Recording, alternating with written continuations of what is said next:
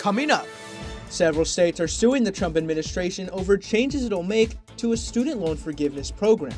We'll tell you which one in seconds. Plus, Brownsville's commissioner meeting ended in an undecided fate for the LGBT plus task force. Details ahead. If you wonder whether or not this is even necessary, I'm here to tell you that it is. And in honor of Veterans Day, what services is UTRGV offering to its students who've served? KVAQ-TV starts now. Good morning, vaqueros. I'm Dayton Trevino. And I'm Desiree Villanueva. Today is Monday, November 10th, and this is the 11th fall edition of KVAQ-TV. Let's start today with our top story. Several states are suing the Trump administration over new regulations it will make to a nearly 20-year-old student debt forgiveness program. Jasmine Espinosa with the story. States such as Massachusetts, New York, California, and more filed a lawsuit against the Trump administration over new regulations it will make to the Public Service Loan Forgiveness Program.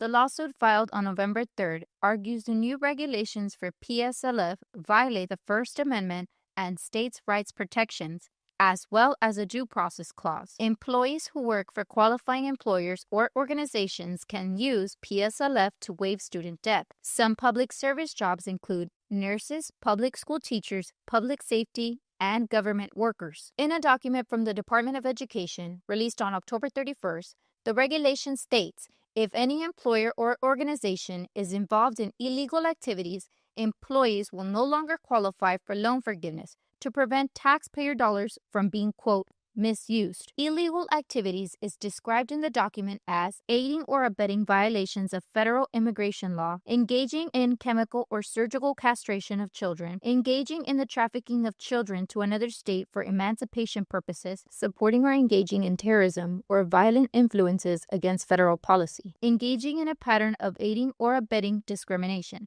Political science professor Alvaro Corral says the illegal activities language may be politically motivated. The Trump administration has essentially threatened to withhold this program or end this program for states, for public servants in states that don't go along with a series of President Trump's executive orders, especially in the realm of immigration enforcement. According to court documents, the plaintiffs of the suit argue the illegal activities description is too vague.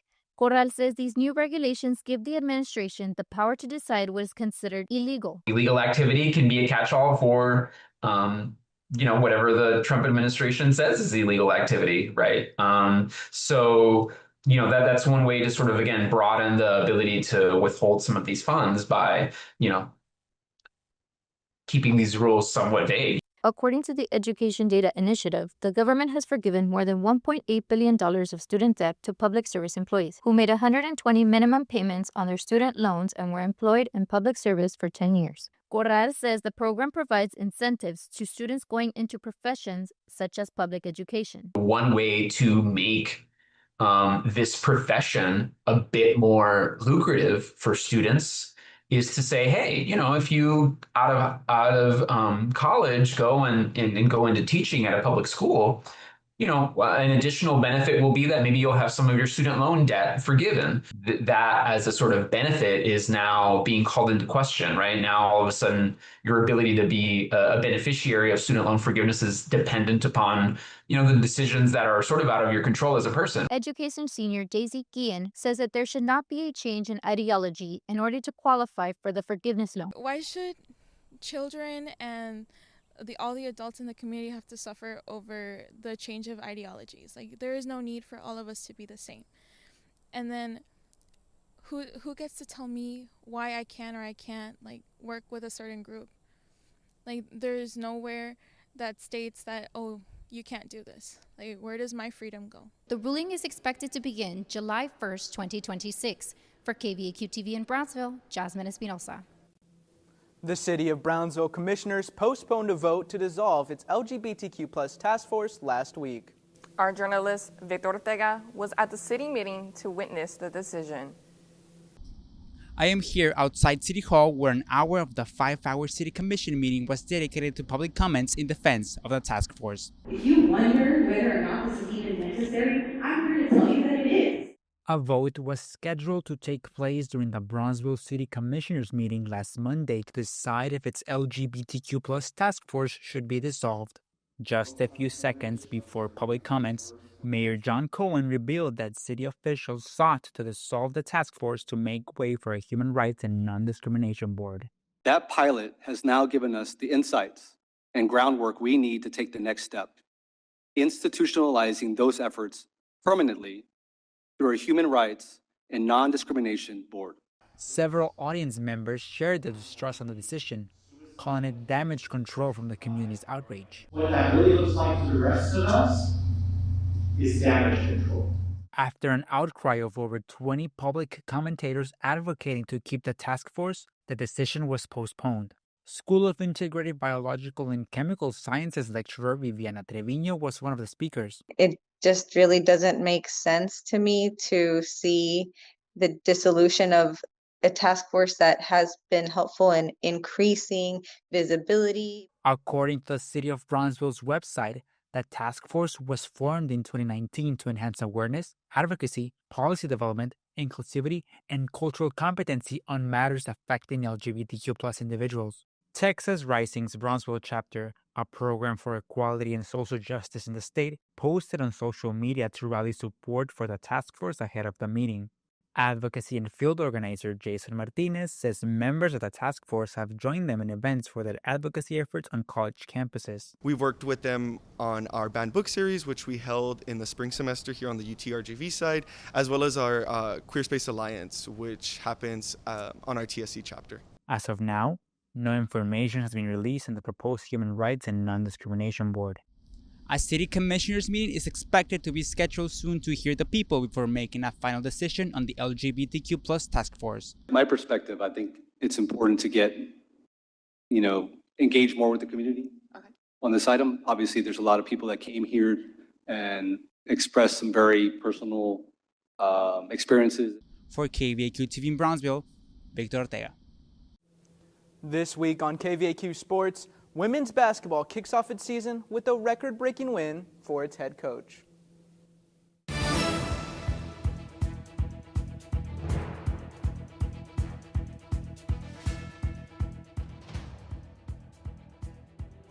Hey Vaqueros, I'm Victor Ortega, and this is your KVQ Sports Update. Let's dive in. Starting with football, the Vaqueros remain undefeated at home, beating Nichols 28-21 on Saturday. The teams go to Lake Charles, Louisiana to face McNeese State University this Saturday.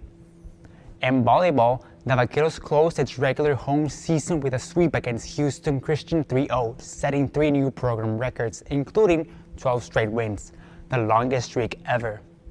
On to basketball. Men's basketball over the weekend secured its first win of the Season A 95-72 victory over Southern Utah. For women's basketball, Kayla Lawrence had a career night as UTRGV tied the program scoring record, dominating Arlington Baptist 110-36. And in tennis, the women's team picked up 7 wins, 4 singles and 3 doubles on day 2 of the HEV Invitational at Baylor University. On the basketball court, the women's basketball home opener game was a win for the Bucks.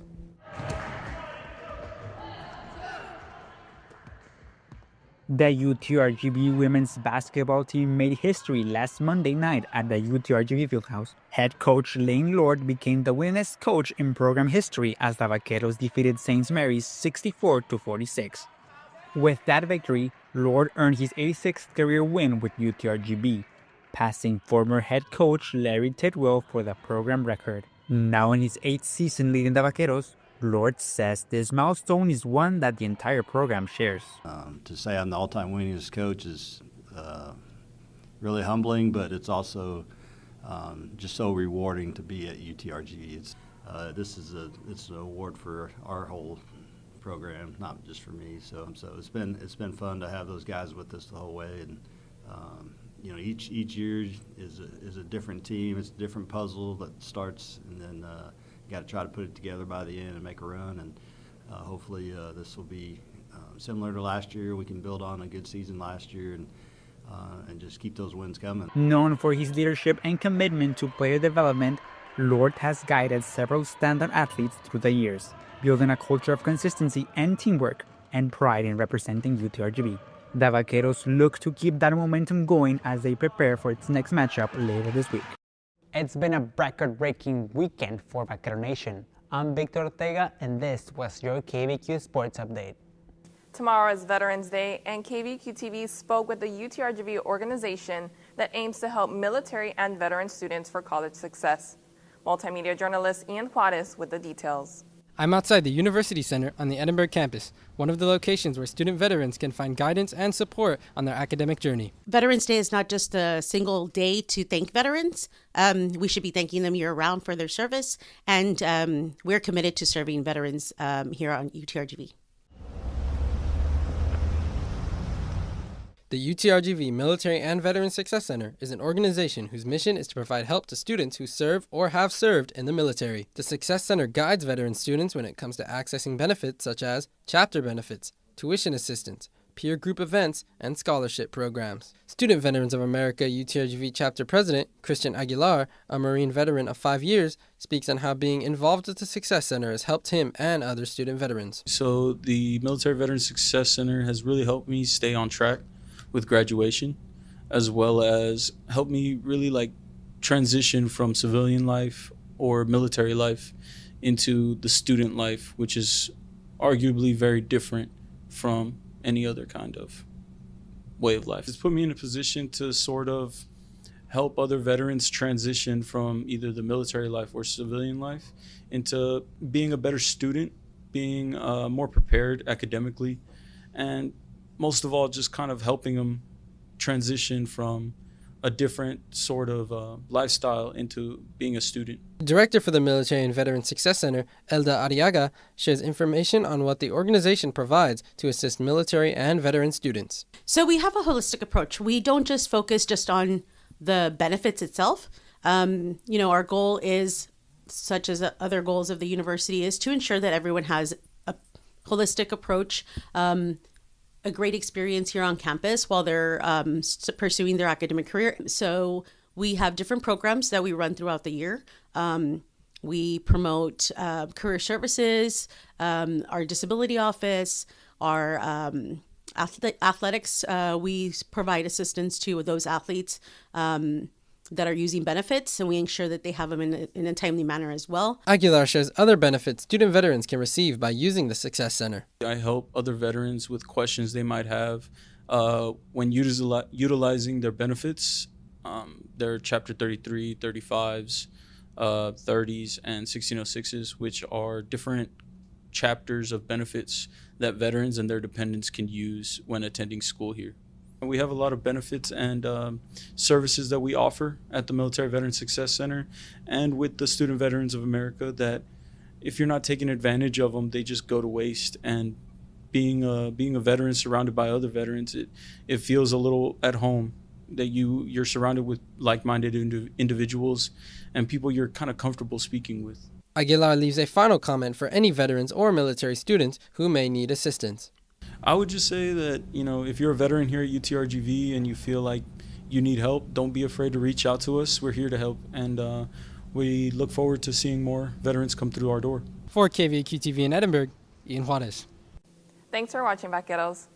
Catch our next newscast at 8:30 a.m. Monday, November 17th on VCast monitors and select social medias. For KVAQ-TV, Dayton Trevino. And Desiree Villanueva. V's up.